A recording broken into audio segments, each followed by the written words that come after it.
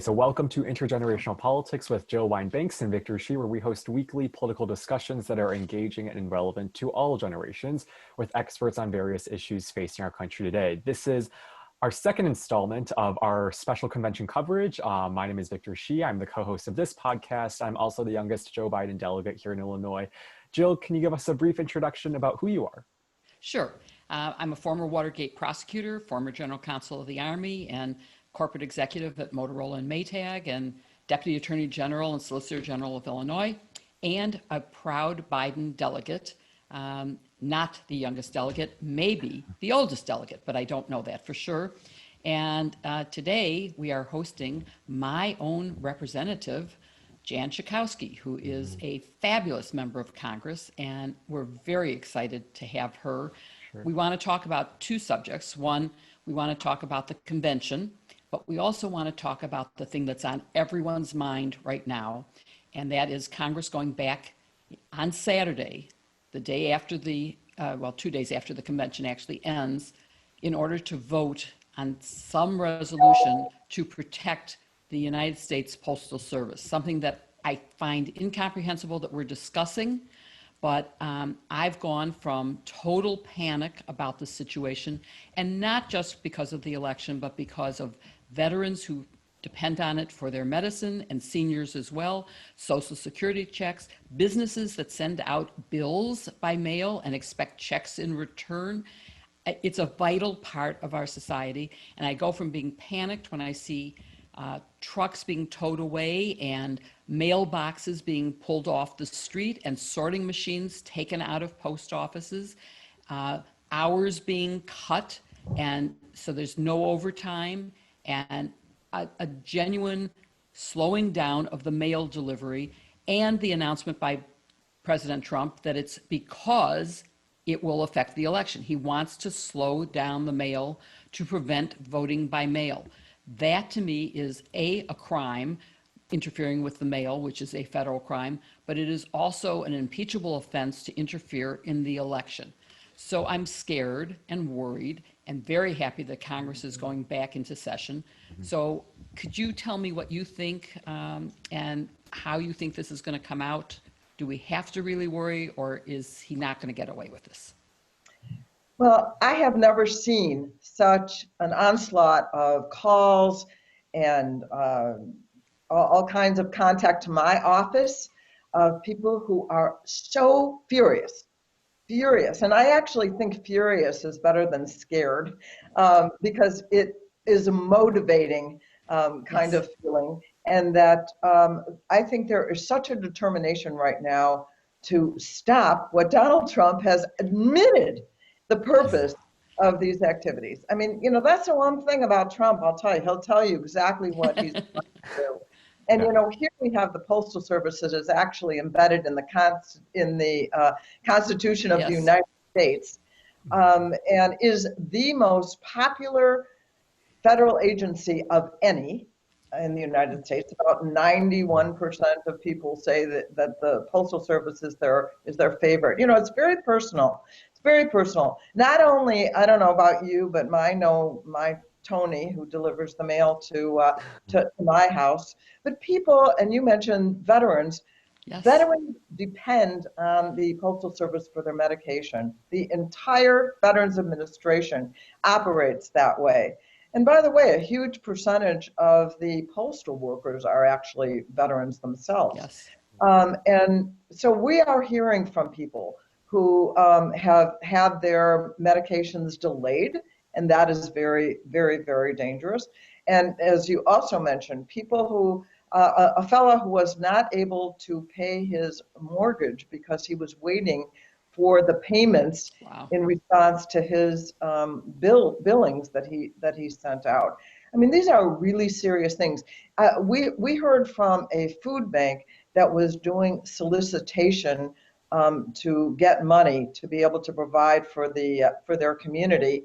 And it turns out that the mail was being held up because it was third-class mail and they weren't getting out. Just one thing after another that has been so disruptive to Americans all over the country, and certainly in every single district. That's why I'm not worried, because we are seeing a backlash that I think is, really being responded to by the Congress, but also by individuals who understand the importance that, this is the, John Lewis, whose funeral I had the honor of being invited to. This is the most important thing in our democracy, the ability to vote. And he risked his life and nearly lost his life over and over again to defend that. There is something in the American heart that believes that thoroughly. You cannot take away my right to vote. And so we're going to, as a Congress, come back on Saturday, actually vote for a bill that will prohibit the things that the president and his postmaster, whose only qualification really is that he gave $1 million to Donald Trump. What's his name now? DeJoy. DeJoy. DeJoy. Yeah, Louis DeJoy, and now in a Friday Night Massacre, I think borrowed from the Yes. from your era, Yes. fired a number of the long time. These are people who worked for the Postal Service, the United States Postal Service, for many years. These are dedicated public servants who he got rid of because they were not going along with his way of manipulating and undermining the vote through the Postal Service. So the corruption is just so deep. And it's for DeJoy, it's not just for him about making sure that people can vote. He has big dollar investments in companies that are really in competition with the Postal Service. So he's all for privatization. Just get rid of it. That will help me get richer. So I mean, the corruption of this administration, there is no bottom. There is no bottom. I'm glad you mentioned the second point, because it is a combination of doing what Donald Trump wants, which is to interfere with the election, but it is also personal private gain. And another specific thing that they're talking about, besides having removed sorting machines and shortening hours, is that they're saying that the normal way that states mail out the mail ballots is third-class bulk mail, and that they're no longer going to give it the priority that it has always had. They are going to treat it as bulk mail, which will further slow down its delivery, and or the states will have to pay 3 times more, almost 3 times more, 55 cents to mail us a application, to mail us the ballot, and we have to pay 55 cents to mail it back to them. And so Jill, the bill that we're going to pass will absolutely say that the vote by mail materials have to be treated like first class mail. So, but paid at a bulk rate. And you know what? I haven't heard the numbers yet, but I know that there are a number of Republicans who are from states with Republican governors that have engaged in vote by mail for years and years. And I think they will be with us on this vote. So I think what the president is going to see, what DeJoy is going to see, is overwhelming opposition to what they're doing. And then there's the courts also. And you saw that in Rhode Island, where they tried to stop vote by mail, the Supreme Court actually made a good decision not to allow that. So, there will be no stone unturned, and there will be no voice unheard against what the president is trying to do. It's so outrageous. And I'm sure that there will be ACLU, NAACP, Legal Defense Fund, many other organizations will be bringing lawsuits to make sure that people have and that every vote is counted. That's one pin. I have to mention the other is a Jan fan, because I am a Jan fan. Oh, thank you. We all are. And I'm a Bill Absolutely. fan. So I guess I'm feeling a little bit relieved by what's in the bill that you're going to be talking about on Saturday, so that I feel maybe safer. I also was encouraged by, and I don't know if you had a chance to see this, there was a special little clip about the post office, and it basically said between Thanksgiving, the end of Thanksgiving, November 26th, and January 1st, the post office handles more mail than if every person in the United States voted by mail, which we know won't happen, but let's just say everybody eligible to vote voted by mail, there would be less than they handle in the Christmas rush. So there is no question that unless extreme steps like taking away the sorting machines, like cutting out overtime, if those things don't happen, the post office can handle the ballots without a problem. I also think states may have to adjust rules, like Arizona has a rule that if your ballot is postmarked by November 3rd, but not received until 3 days later, it'll still be counted.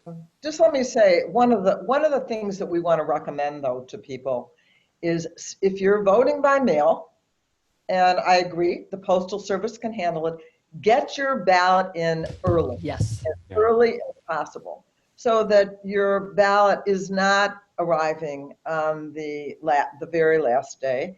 And you can do some things yourself to safeguard your vote. And do you know if in Illinois there will be special lock boxes that you could actually drop off your ballot without going inside, maybe like a mailbox? It would be a secure thing, or maybe it would be inside, but you wouldn't have to wait in line. You would just drop it in the box. Is that going to happen? Illinois is going to have drop boxes. And we're also hoping, again, we haven't seen language of the legislation, that people would also be able to drop a ballot at an early voting place. Yes. So you vote, you have your mail ballot, but you could drop it someplace before the end. I'm telling you, I have never seen, you were talking about the organizations, the ACLU, et cetera, NAACP, but individuals who are so incredibly outraged by this. I really find it, as a grassroots organizer, that's my background, that I really feel encouraged and inspired by the outrage that is, I think, going to be able to turn things around for us. And we've seen that it has an impact because DeJoy has said he will stop removing post boxes until after the election. So there is, and I think also stop removing sorting machines. So public reaction does matter. You mentioned the Friday night, in our case it was a Saturday night massacre, but the public protest after Archie Cox, the special prosecutor, was fired was so enormous that it only took 3 days for Richard Nixon to say, okay, I'm going to give you the tape recordings and I'm going to appoint a new special prosecutor. And I think that's the kind of public outcry that we need. This was in the days before there was internet. So people mailed letters through the United States Post Office. Our office got, I don't know if anybody has ever seen these huge sacks of canvas mail. That's how mail was delivered. And we were getting sacks and sacks and sacks of these mail. And so was the White House. And that's what led the president to say, okay, I'm changing my mind. I will do what the law says. And a big difference from Donald Trump, he also, if we can go back to the 1960 election, where there was some question about the voting in Chicago as to whether it was phonied. And yes, I do too. And I was still too young to vote, but I did campaign for JFK in that election. And Richard Nixon said, I'm not challenging the outcome. I accept it because that's how the Constitution is set up. Al Gore, who I and many others criticized for giving in so easily to the vote in Florida, I now see the wisdom of his saying, this is how the constitutional process works, and I'm not going to further challenge it. And that's what we could all hope for from Donald Trump is that he's not going to contest all of these things. But the important thing is what you said, get your ballot in early and let's have an overwhelming landslide. Let's do what Richard Nixon did in '68, where he got 49 out of 50 states he won. We need to win 50 out of 50. Right. No, I think this is a turnout election. And that's why I think it's important from every age sector, from senior voters like ourselves, to young people. The under 40-year-old voters Yes. are very, are less likely to vote, but more likely to vote our way. And so, I'm glad that you're doing this with Victor, because we got to get the vote out. So Victor, I know, wants to ask some questions about the campaign and the convention. And so let's let him have, from his perspective, questions that might help motivate his generation to vote, and the 40 and under generation.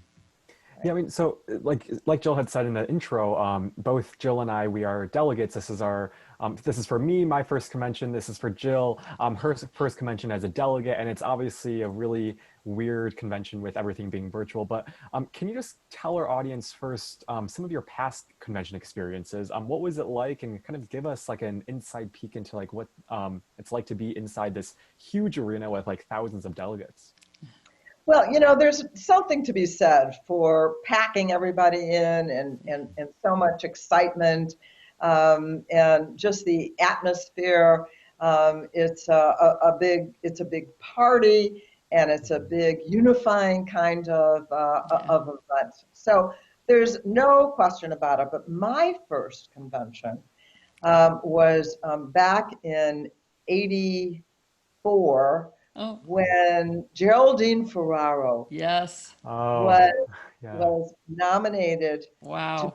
And I remember so clearly there was a women's event when she came out on the stage that I was at, and I was just crying the whole time, and so were all the other women there. Yeah. It was such a moving experience. But the difference this time is going to be that our vice presidential woman nominee is going to be the vice president. We're actually going to win. We've come such a long way. I'm so thrilled about Kamala Harris being on the ticket with Joe Biden. The two of them, I think, provide the kind of calm and unity that I think is so longed for in this country right now.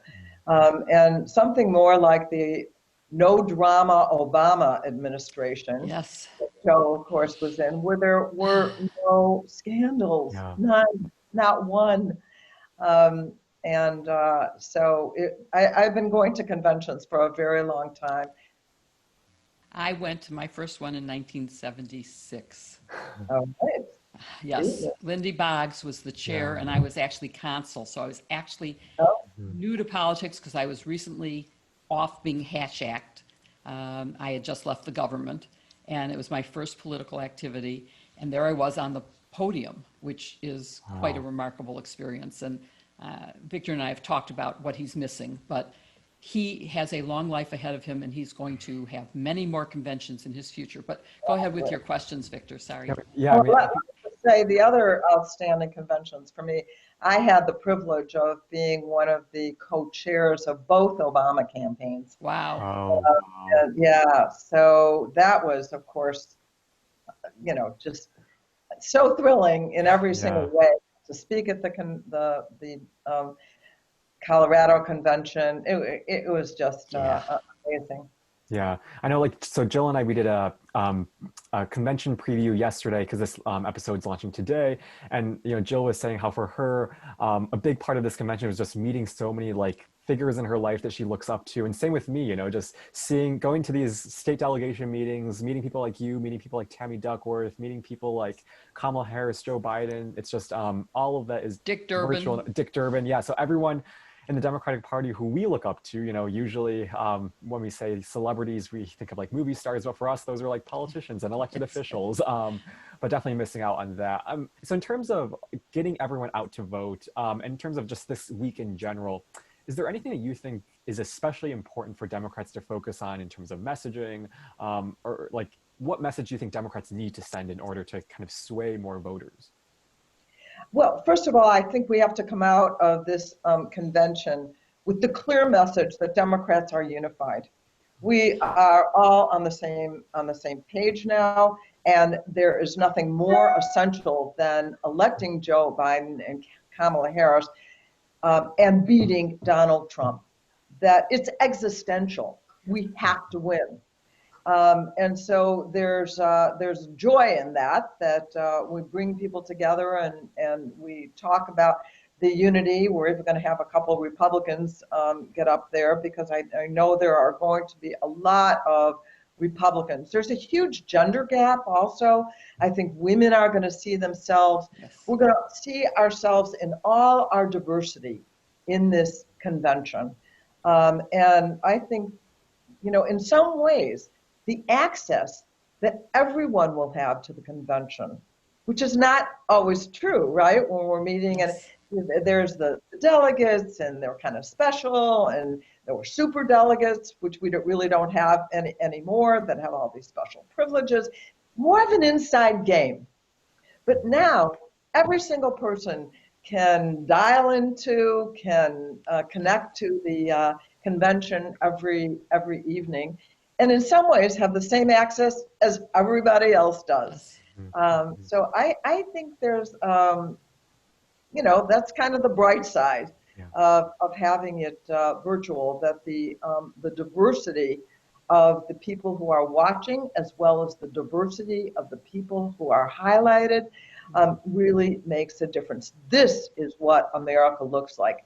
This is what makes America great. Yeah. So I'm excited about, and we'll see. I'm hoping that we're going to get a bump from this virtual convention, that everybody's going to see that there's a place for them, and I think there will be a lot of emphasis on what each individual can do. I want people to come away thinking that what I do, what I personally do, can make the difference in this election, because it really can.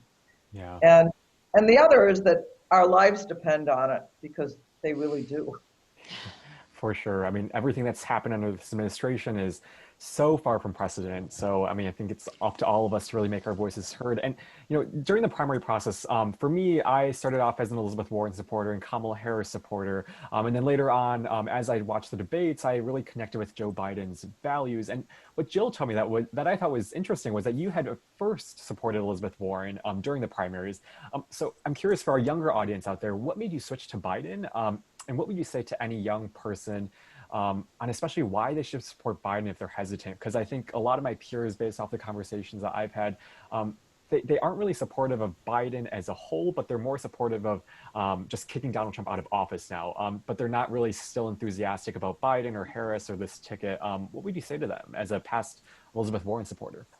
Well, first of all, I think that once the primaries were over, what we have really had an opportunity to see is the character of Joe Biden. Can you think of a greater difference between Donald Trump and a man with such humanity and compassion and sensitivity to what Americans are really feeling? Mm-hmm. And then you've got this incredibly powerful woman who is willing to, how did she say it, that the case against Donald Trump and the vice president are open and shut.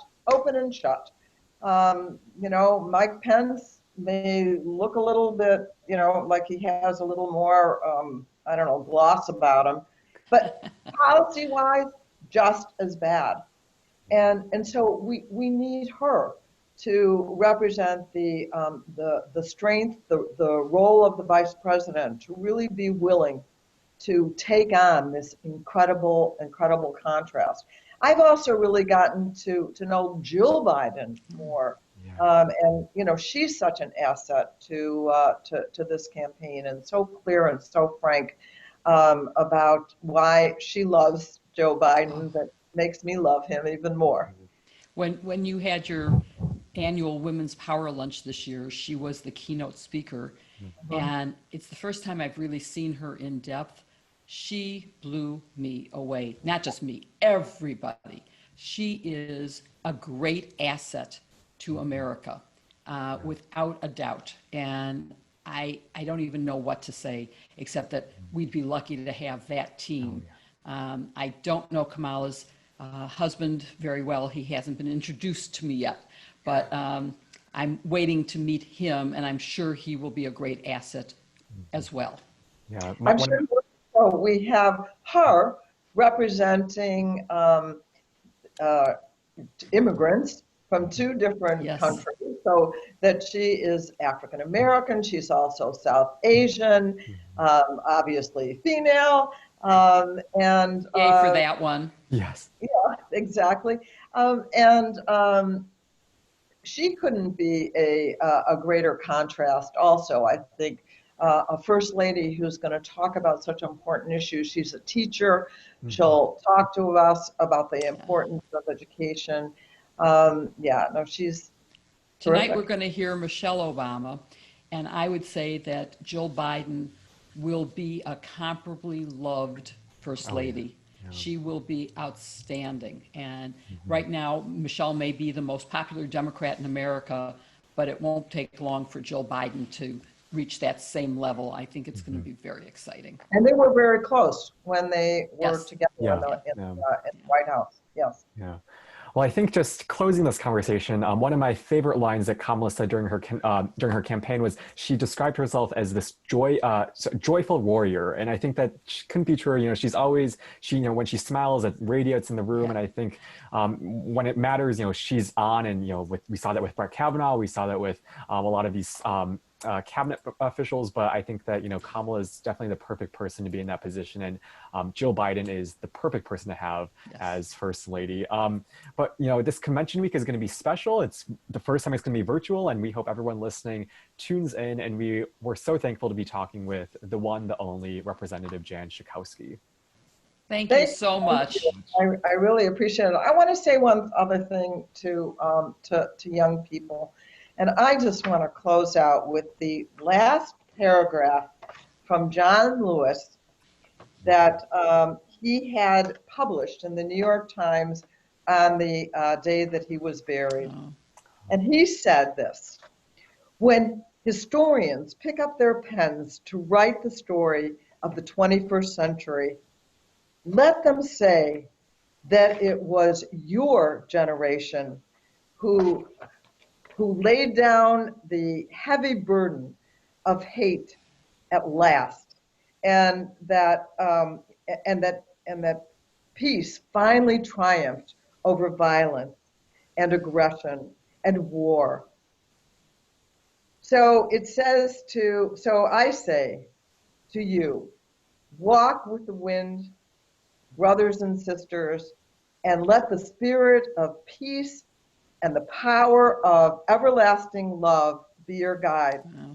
He was talking, Victor, about your generation, that you have an opportunity. And that's why you don't have to agree with every single position that Joe Biden ever took or even right now is taking.